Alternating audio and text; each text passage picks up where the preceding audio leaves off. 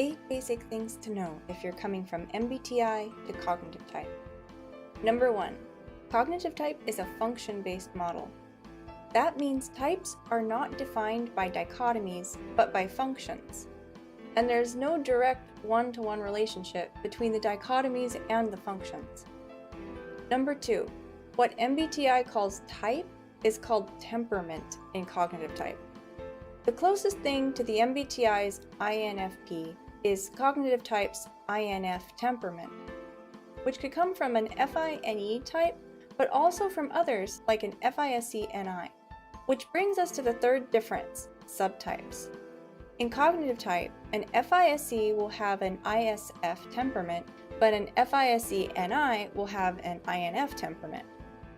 The FISC-NI is an FISC with a highly developed NI function, causing them to be abstract in their thinking, lost in their imagination, inattentive to the physical world, and to have a mystical bent to them. Both the FINE and FISC-NI will have an INF temperament, but will be coming at that temperament from a very different place. The imprint of their different perception functions will still cause a difference in the way they process information.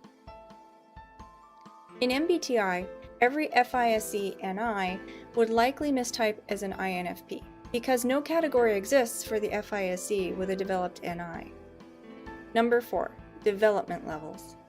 Cognitive type acknowledges the effects that nurture can have in shaping personality. Although each of us has a core type, our environment can cause us to more heavily rely on any one of our 4 functions. This creates 4 possible subtypes for each type.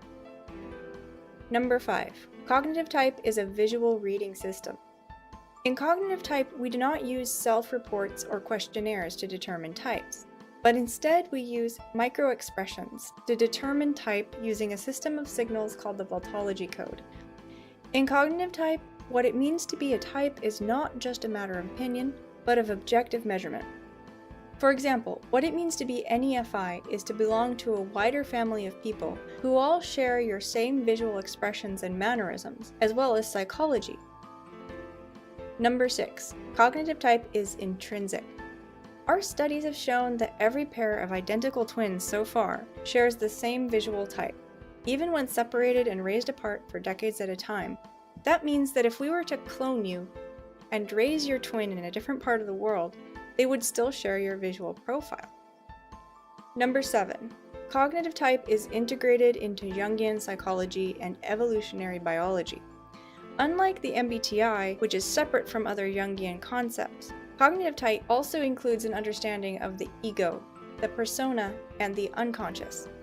Cognitive type is not a pop psychology theory, but a psychoanalytical model rooted in the works of Carl Jung, Paul Ekman, Charles Darwin, Jordan Peterson, and many others. If you're looking for a BuzzFeed questionnaire or color-coded category, cognitive type is not the right model for you.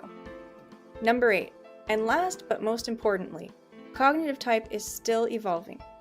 Cognitive type is not a closed system based on a priori knowledge, but one that is constantly growing as new information comes in. Every part of the theory is based on observable evidence, and new evidence has the ability to shape the direction of the model. Cognitive type is an empirical model that opens itself up to scrutiny and falsifiability. And that's the 8 basic things to know about cognitive type. If you're unsatisfied with MBTI, or you haven't been able to determine your type, visit us at cognitivetype.com for more articles and information.